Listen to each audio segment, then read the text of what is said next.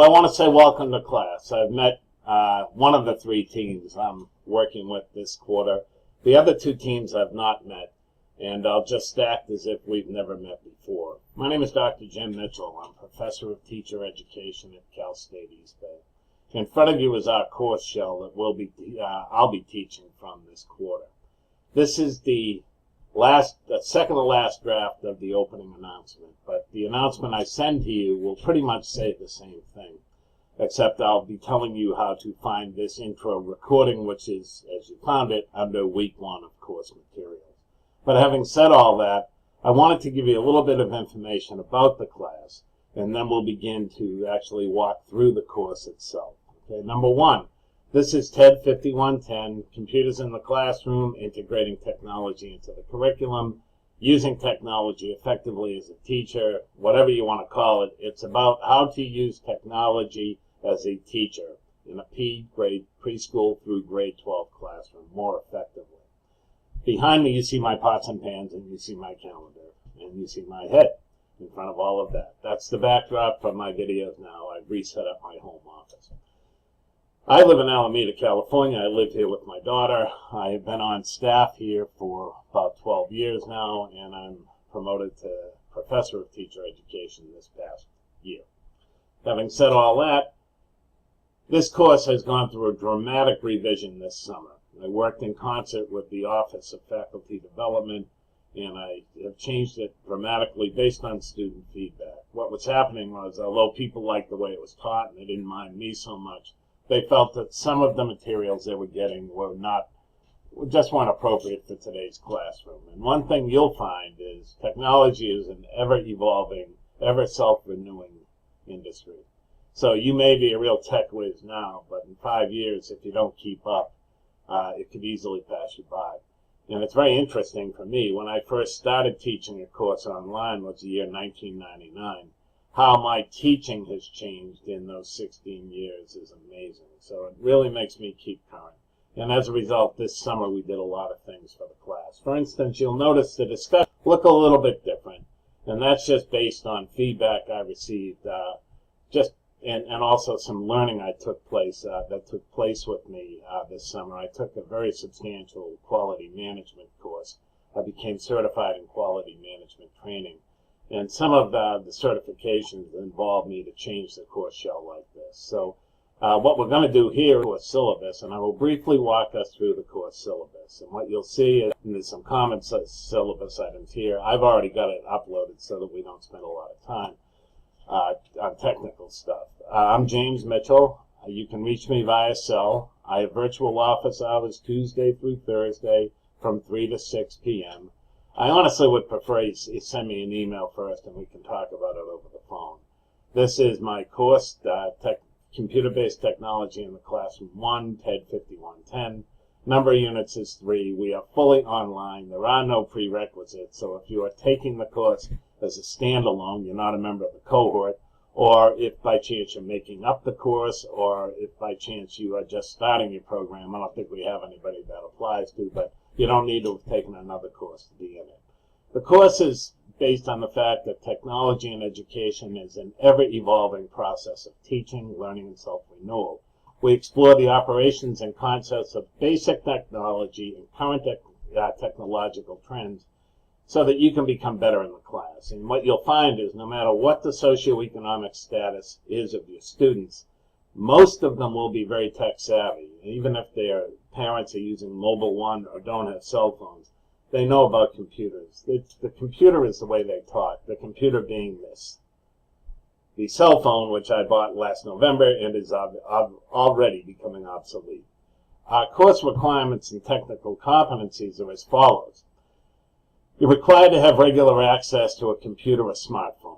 We have computer labs available on campus if you don't have access to either, but I would recommend that you try to have access to something so that you can just be on top of things. But we do have labs throughout campus.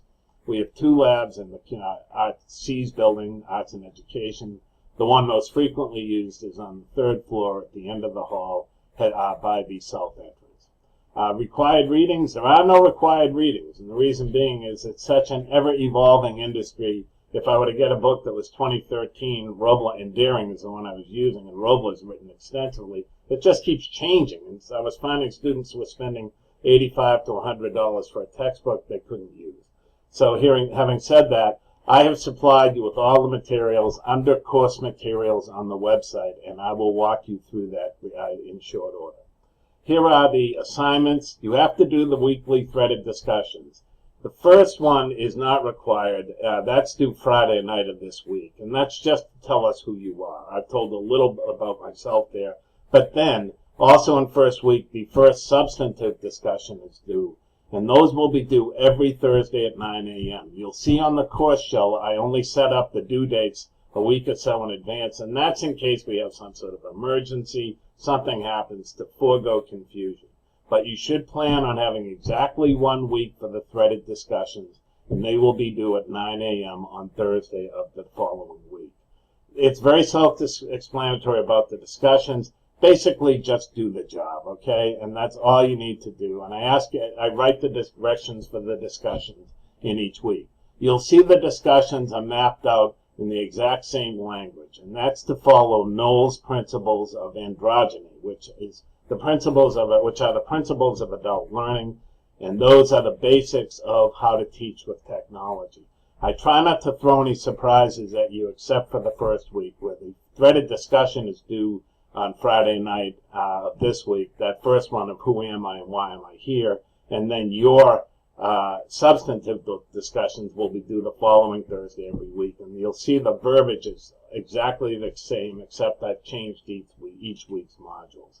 So you can look at the rubric on your own time. We have an electronic assessment, and that's an Excel gradebook that you have to create. It's a very simple process. Most of our learners in this class have made many an Excel gradebook. I want to keep it in there, however, because there are those of us who are digital immigrants, like in fact I am from years ago, but I'm still an immigrant, who haven't used a lot of gradebooks, etc. This gives you an opportunity to do that, and that is 10 points. The the rubric is listed there.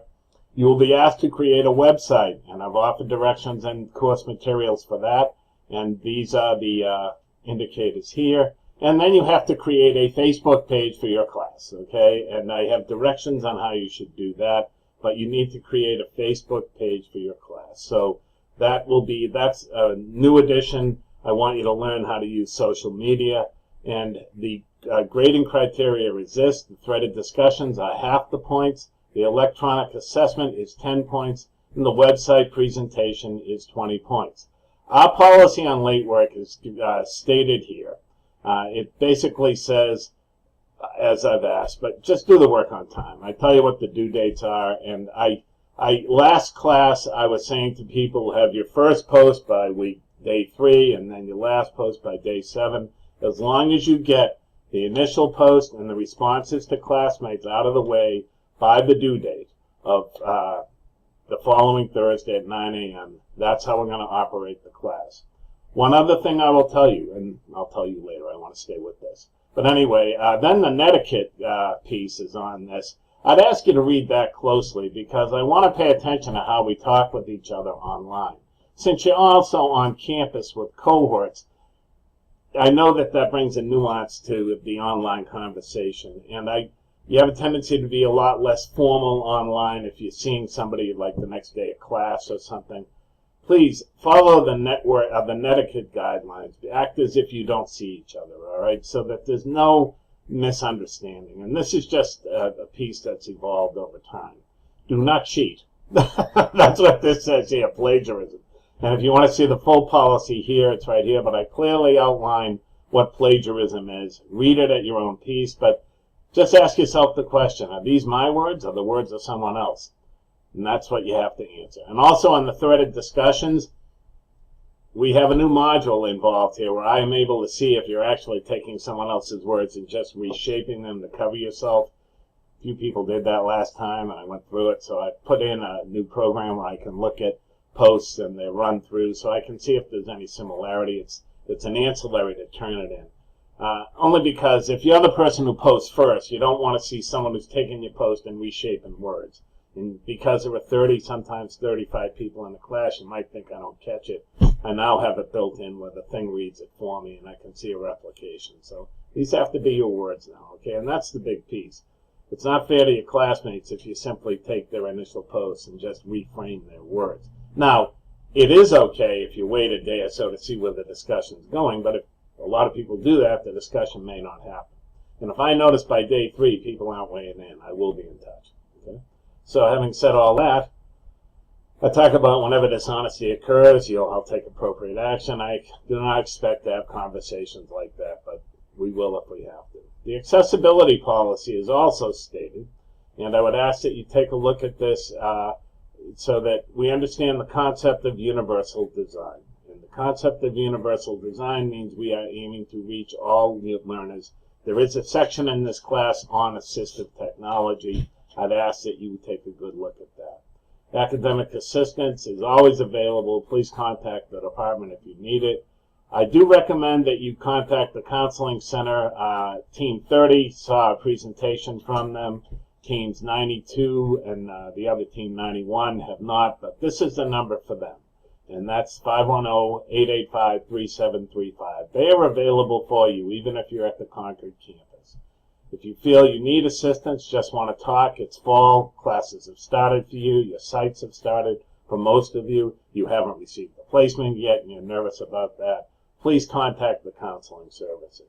Here's the course outline, and I'm going to just tell you that when you see CO1, CO, etc., this goes back to our course objectives, which are based on standards, the standards related to the International Society for Technology and Education.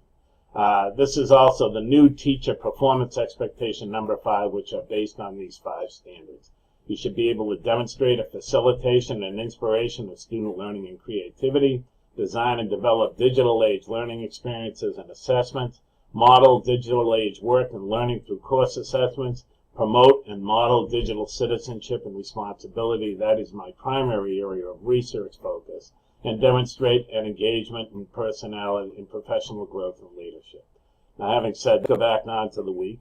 And okay, and I'm not going to walk you through them just for the sake of time, but they're listed here, and they're also listed under course material. What you see here are the various weekly objectives, which are meant to address the course objectives. CO stands for course objective. Okay, and then lastly, please enjoy the class. So make sure you have fun. That should be objective number 6.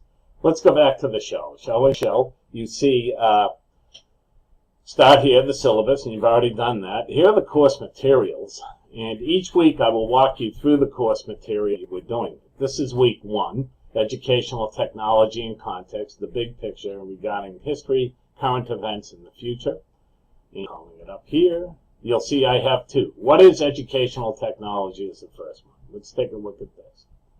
So, and this will take a while because it's just how it is. I give you basically an EduTech wiki about what it is so that you know what you're taking.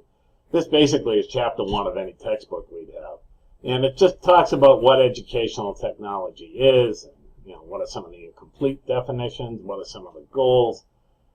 It's just basic stuff, but it also is meant to correlate with your pedagogical philosophy and why some of these modalities will help you as a teacher. So this I felt was a very, very strong piece, and it just gives you a short history of what educational technology is, what some of the concepts are in terms of, what kind of knowledge you need to have, where does it fit on Bloom's taxonomy, and deciding research approaches, etc. You'll find it very interesting, and I would suggest that you then go into this website above, which it will cite up for you, and just save it for your future use.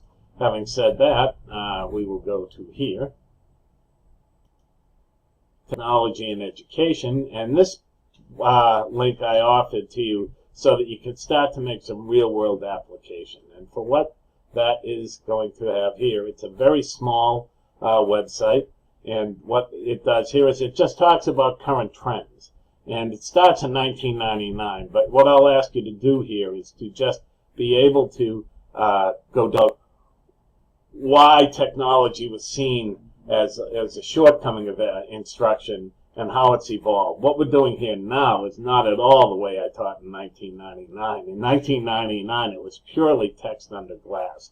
Now we have like a hologram of me as I teach the class to you. I think it's pretty cool, and I'm really glad to see that these kinds of reflections. Once you've looked at these educational technology materials, I'm going to ask you to go to the discussion board. And you will see, and let's see if I can spread this out a little bit so it makes a little bit more sense. Okay, I'll go to the discussion board here. You'll see 3 people have weighed in on who am I, why am I here, you little rascals. And this student open discussion is meant for you to just offer any kind of open communication if you don't want to email me. If you don't want to email me, just offer it here. I'll check this board once every morning and I can respond. The next section is who am I and why am I here. And I basically tell you that I may know you that from a course we've already had. I give you a little history of myself, and I tell you I'm happy to be here. And I am genuinely happy to be here. Then for each discussion, the question will look the same. But I say, please review all of the materials located under the course materials link, noting the section that pertains to this week's work. That's week 1 for this week. In a minimum of 300 words, please respond to the following.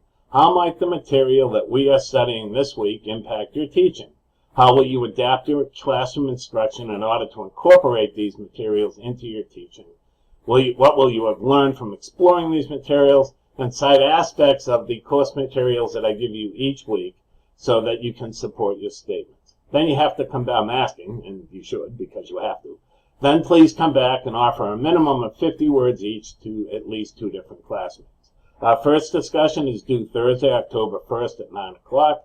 Our second discussion is due Thursday, October 8th at 9 o'clock. You can go ahead and post for the whole class. The reason why I set up all the class online for this time is because I want you to be able to post at your convenience so that you can work it around the rest of your class. Just make sure you come back and respond to 2 classmates. I will close the discussions that Thursday that I cite at 9 a.m. Now, the who am I and why am I here discussion isn't required, but I offer that to you. And if you don't post, it's not for credit, so I can't penalize you. And I'm not looking to penalize anybody. If everybody gets an A in this course, which I think everybody should be able to, I'm really happy about that. That means I will have succeeded. Any questions, please email me, and I will try to reply. If you need to see me on Skype, let me know. We can have a Skype conversation. And I wish you the very best. Each week you'll have a video portrayal like this to get you started for the week, and it will be located under course materials. I really do appreciate the work that you're going to do. I appreciate you, and I hope you have a great fall quarter. And if you haven't gotten a placement yet, don't worry about it. As I told my classes this summer, it comes. And it happens every quarter where we have people who may even stretch until late October. Please don't worry about it. It all works out in the end. Thank you, and I wish you well.